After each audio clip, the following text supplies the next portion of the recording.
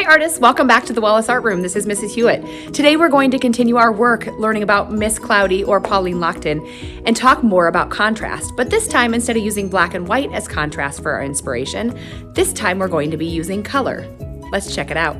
Have you ever wondered how some artists are able to find perfect colour combinations that just seem to work every time? It's not just art, it's science, and we call it colour theory. In this video, I'm going to show you how to use the colour wheel and some basic formulas known as colour harmonies to choose colour combinations that are appealing, cohesive, and just look good.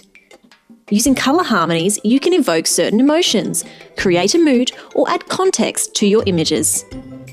So let's start at the beginning.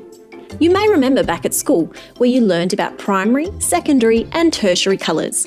We are taught that the primary colours are red, blue, and yellow. When mixed together, these make the secondary colours, green, orange, and purple. Take it a step further and you'll get the tertiary colours, yellow, green, red, orange, and so on.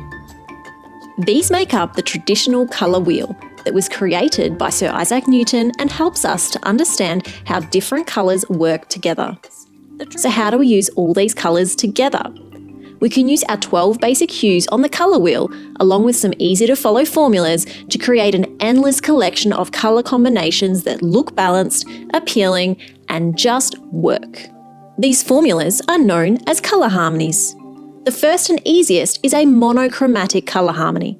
This takes just one base colour or hue from our wheel and uses different shades, tones, or tints to create a group of colours.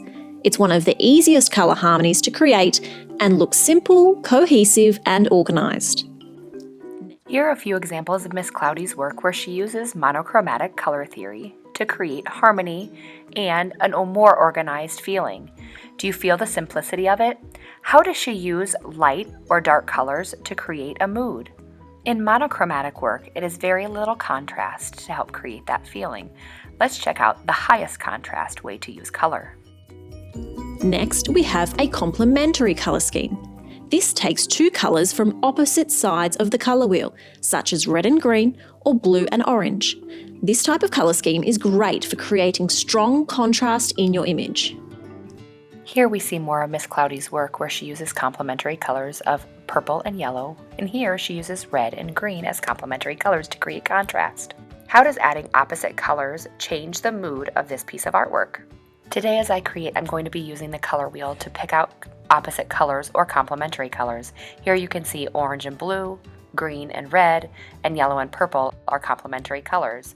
So we are going to use these scales to create our artwork. Do you want to have high contrast or low contrast when you create? Here is the piece of artwork that I'm going to use as inspiration for my work today. We will be creating our own paper that has complementary colors on either side. If you want it to feel more of a monochromatic, you will just paint each side in a different way by choosing different colors. But here I have orange and blue, purple and yellow, and then I have reds or pinks and greens on the other side. The idea is next time that we are going to cut these into strips, fold them and manipulate them, so then as we create these sculptures, we're going to have complementary colors on either side. All right, so this is where the fun begins because we are going to do a little bit of play with color. You are allowed to use any tool to create that you have available and your teacher is okay with. Today I have paints out, I have bingo daubers that are gonna add color that are big paint markers. I have markers, I have crayons. And I also have different kinds of strips of paper. I do have a full-size paper, some paper towels to keep myself clean.